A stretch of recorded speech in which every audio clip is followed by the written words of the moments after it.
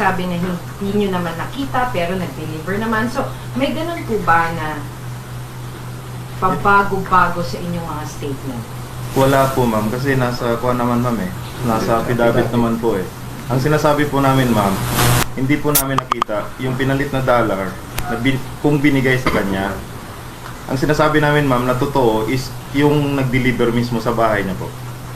Yung doon po sa pag-deliver kay BBM, bakit po parang hindi maibigay yung mga detalye? Pwede niyo bang masabi yung exact details? Nung delivery ninyo kay BBM, may nagsabi kasi na 2 maleta, naging 5 maleta. Bakit po nagbabago ang detalye? 5 maleta po yung dinala namin ni Kong Saldi doon sa bahay. Saan po eksakto? Sa Ilocos po. Saan po sa Ilocos? Nandun lang po ma'am sa affidavit. Ang nakalagay lang po doon ay sumakay kayo ng eroplano, tama po ba? Tapos nagpunta kayo ng Ilocos. Yes po. Pero saan po doon? Pwede po bang humingi pa ng detalye? Saang bahay? Saang syudad? Lawag, Oo, Paway, Paway. Bigan. Alam niyo po kaya yung ganung Pwede detail? po. Yung ano po, may lake po. Yun lang po yung... May ano boss? Yung may lake. May Lake. Sa lake. Bilog. Bilog. Dito naman ako. Sir, ganito. Anong reaction ninyo sa kung paano ito tinutugunan ng government ngayon? Kasi the last time kausap namin si Ombudsman Remulla, sabi naman niya, ang gusto niyang makuha from Attorney Levy Balido and sa inyo, dapat tig-isa ho kayo ng affidavit, hindi yung parang isa lang nakakatawan para sa 11. Ano po bang reaction niyo ron? Sir, para sa amin sir, si attorney na lang po ang sasagot sa mga ganyang tanong sir. Kasi sa amin sir, from the very beginning, ang ano namin dito is katotohanan lamang ang sinasabi namin. Sana hindi kami kipitin, hindi nila ibaba yung credibility namin. Kasi kami, from the beginning, walang kinalaman si Sir Mike Defensor. From the very beginning kami, decision namin to buo. Nailahad na namin kasi sobra na mag-18 point something trillion ang utang ng Pilipinas. Paano yung mga anak namin? Paano kami, mamamayang Pilipino, mahihirap? Saan namin pupulutin ng sunod araw yung mga anak namin? Saan namin pa? Kung ang pundo ng gobyerno ginaganyan nila. Sa ganitong sitwasyon namin ngayon, ma'am, nagigipit kami. Kung sino lang magbabanta, kung sino magbabanta. Sana tapusin na natin itong issue na to. Tapusin ang korupsyon sa bansang Pilipinas. Yan lang po ang hiling namin ang bawat isa sa amin mo. Okay na. Kasi ang isang concern din po kasi may mga individuals, personalities na nabanggit ninyo, na nabanggit sa affidavit na dinamit po yung mga oppositionista ni Duterte, sila Ilago, mga et al, mga Makabayan et al, Franz Castro. Is it safe to say na parang tinatarget nyo rin yung mga Makabayan groups o yung mga oppositionistang Duterte sa mga na-involved? Hindi sir. Given the fact na merong isang kinarify sa Dilima na sinabi niya na when you claim na nakatanggap siya ng maleta or ng sobre as mga paper envelopes or whatever, ang sinabi ni Dilima, she was still incarcerated at the time. So, don't you think na para bang tinatarget lang yung mga critics ng dating administrasyon? Kasi it seems as if ganun yung naging kaso po eh.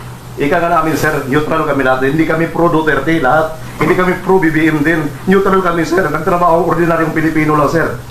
Sa ganitong sitwasyon na naglalahad kami ng katotohanan na aming salaysay, sana respetuhin nila kami. Bigyan nila kami ng credibility. Hindi baba yung moral namin. Para ito sa bayan sir, ang ginagawa namin sir. Hindi ito pang sarili lang namin. Totoo, yan ang bago kami lumabas. Ang sabi ng abogado sa amin ni Atty. Levy, sabihin nyo lang ang totoo. Ang hirap mag-depend sa Korte Suprema o saan korte. Basta nagsisinungaling ka. Yan ang natatandaan ko sa mga sinasabi niya. Maraming salamat po. Saka hindi po namin sila tinatarget sir kasi yun nga po, hindi po kami Duterte, hindi po rin kami Marcos. Ngayon, sila po kasi nakikita namin doon sir eh, na mga ka-meeting, then yung mga kuhan po, nakakatanggap. Tapos sir, siguro nagkataon na talaga na trabaho kami kay Busal Dico. Experience kami ganyan. Yung nalalaman namin. Siguro yan na sinasabi namin yung katotohanan. Pero paano po kayo napunta kay Congressman po nung araw? Actually, Pwede po natin mabalikan yung sa akin na part, nung pumunta ako sa kay Congressman Saldico, ay parang hinila ako ng nauna yung may kabats ako dyan. Pumasok na. Parang, siyempre, qualified ka din naging naging driver ka. Eh, ginhila ko, nakapasok ko dyan. Sir, meron po bang nakapagsilbi sa inyo under General Anyo when he was the AFP chief? Meron po ba? Wala po. Wala. Okay. Pero kay Sir Jun Esperon meron. Meron po dito isa. As NSA or Secretary of Defense mo ka naman sa Sarawak? Can we give an exact date po ba kung kailan ito nakapag-serve under Esperon? Sa Chief of Staff po siya ng AFP. Yes. Thank you. 2008. Yes, sir. po. Thank you.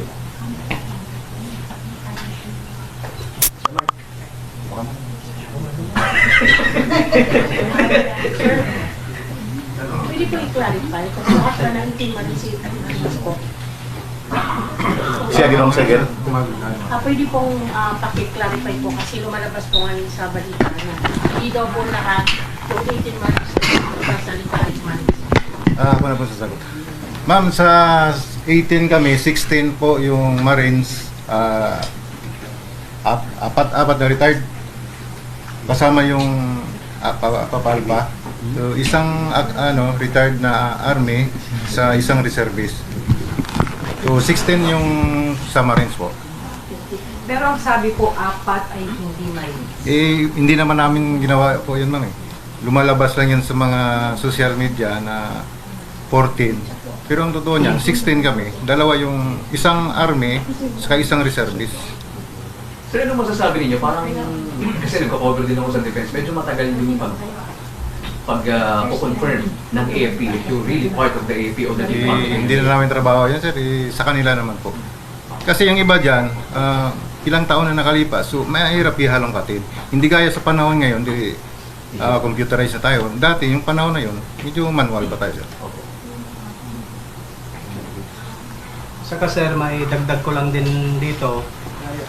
Huwag nilang i-discredit yung Sir, sorry. pagiging marino namin. Kailangan ng audio. Sorry po. Thank you so much.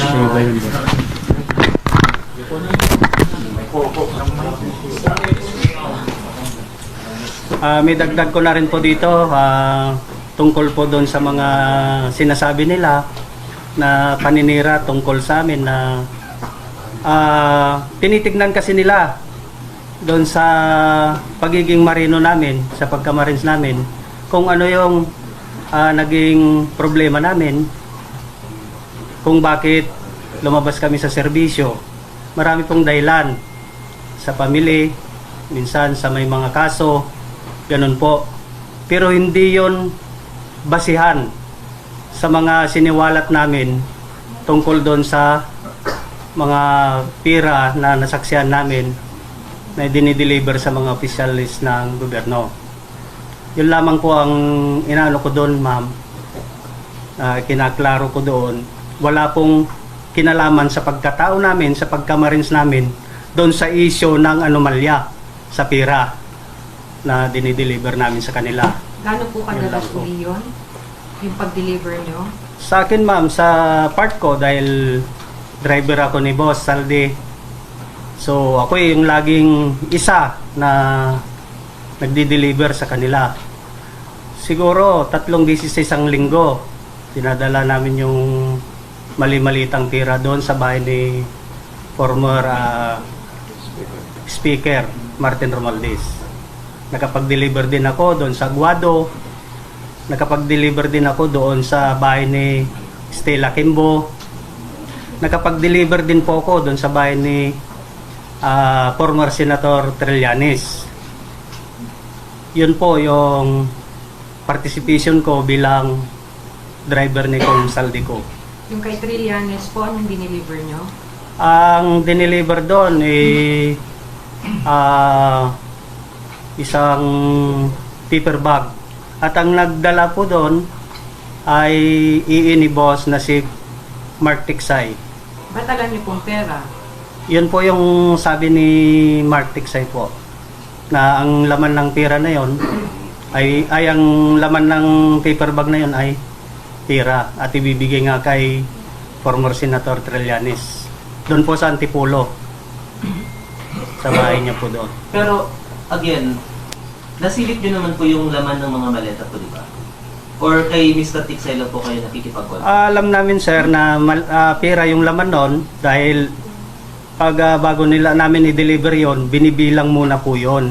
Piniprepare ni Mark Tiksay or ni Paul Estrada yung mga pera na yon. So alam po namin na pera talagang laman nun. Nandun ho kayo Opo. habang binibilang? Although nandun sila sa taas po ng bahay ni Boss Saldi, pero alam namin na yun talaga ang ginagawa nila. Minsan pa'y nasaksihan ko rin, pumakyat ako sa taas, dahil kami nga yung magbubuhat ng malita sa bahay ni Boss, dadalhin sa sasakyan.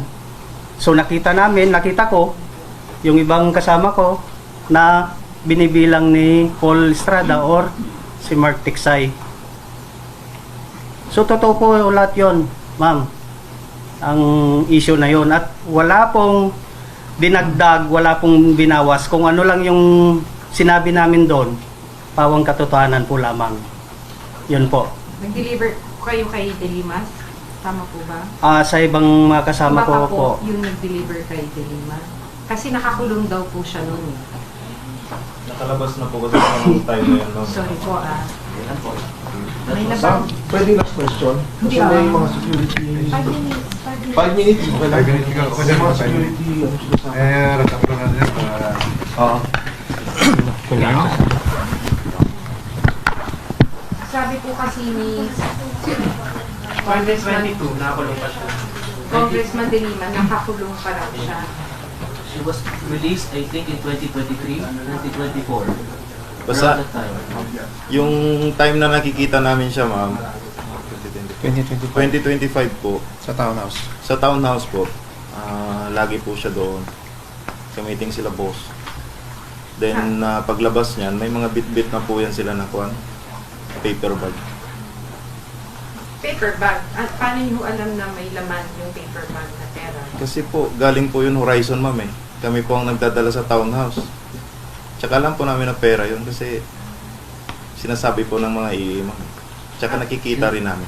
Ano po yung townhouse? Pwede yung pakilinaw? Townhouse, yun po yung meeting place po nila. Saan po yan? Unit 8 or 9, Townhouse, McKinley, Forbes. Kanino po? Kay speaker po ba yan? Hindi po namin alam kung kanino, ma'am eh. Basta doon po lagi ang meeting place nila. Lahat po ba kayo naging driver o umakto bilang driver din ni Saldi po? Driver security po. ma'am. Kayong lahat? Halos lahat po, Halos sir. lahat. Driver security. Marunong po kaming mag-drive. Opo. So, pwede kayo mag-react sa sinabi ni Ombudsman Remulla na ano naman daw kung nakipag-meet siya kay Trillanes, natural lang daw na init niya kasi kailangan niyo protektahan daw yung mga testigo na Pilipino para nga po sa ICC. Idinidinay po ni Senator Trillanes po yun eh.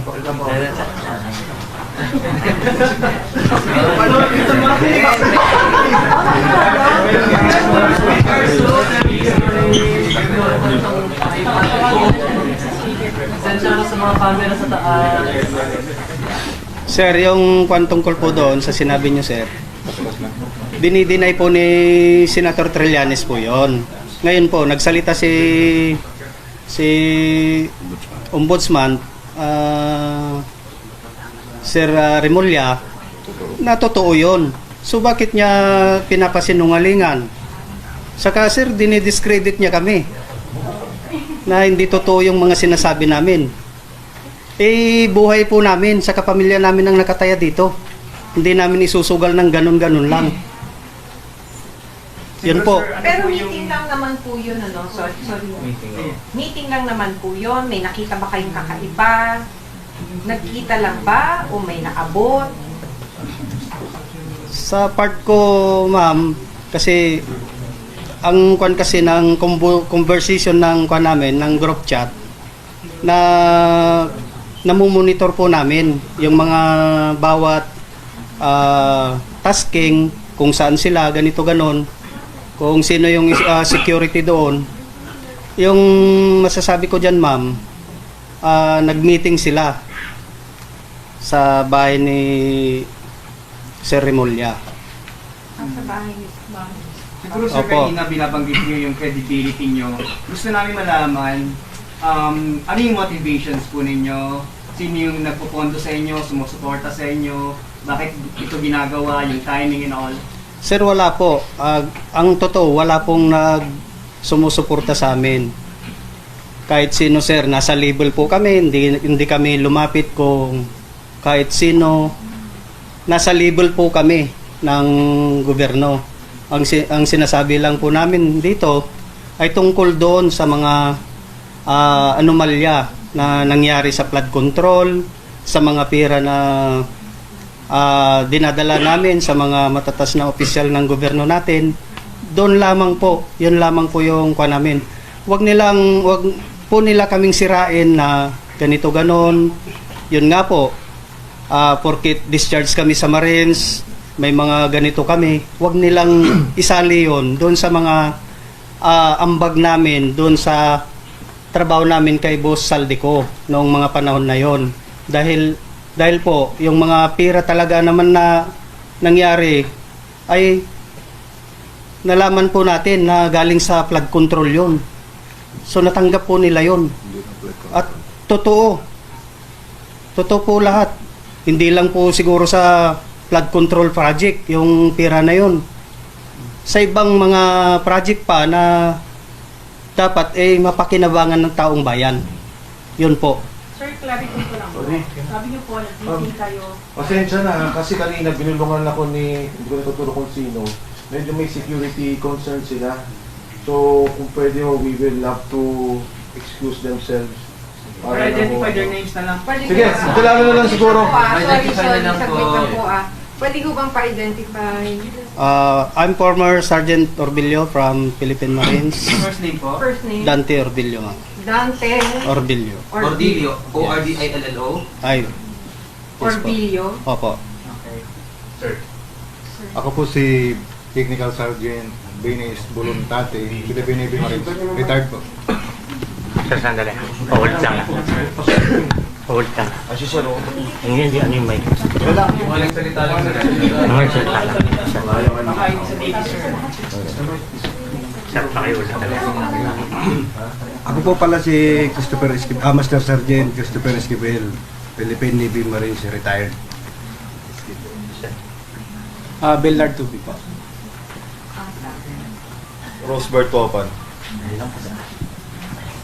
Rosebert, ano po? Wopan po, ma'am. Opan, T-A-P-E-N. Wopan, Whiskey Alpha Uniform, Papa. Opan. I am Private First Class Crisali Elado, Philippine Navy Marines. This is not just about a my military background or our military background. This is just about the corruption of our society and our community. Thank you po. Cecilio Larodel Jr. po, ex-Marines po. I'm Rene Boy Julian. I'm Romel Galapon, retired Philippine Army. Master Sergeant. Yes, sir. Ideal Corpus. Former Marines. I'm Judy Cajao po, former Marines. Nasaan po iba? Sinecure nila yung sarili nilang pamilya, sir. Bakit, sir? Bakit? Kailangan Sa sitwasyon namin ngayon, sir, ma'am, kailangan namin talagang pangalagaan yung seguridad talaga ng aming pamilya po. Hindi na napaghandaan ka na medyo alanganin sa oras, kaya kami lang yung tulong na rating. Maraming salamat po. Sir, bakit? Ano yung threat? May threat ba kayo ngayon? For security reason na lang po sa amin. May natatanggap na po ba kayo? Hindi. Okay na po, ma'am. Direct threat Last, against you? last question po. Kung sakaling magkakaroon po ng Senate or House investigation, haharap po ba kayo? Dadalo kami sa dadalo po. Yes po. Sige po. Thank you. Maraming salamat po.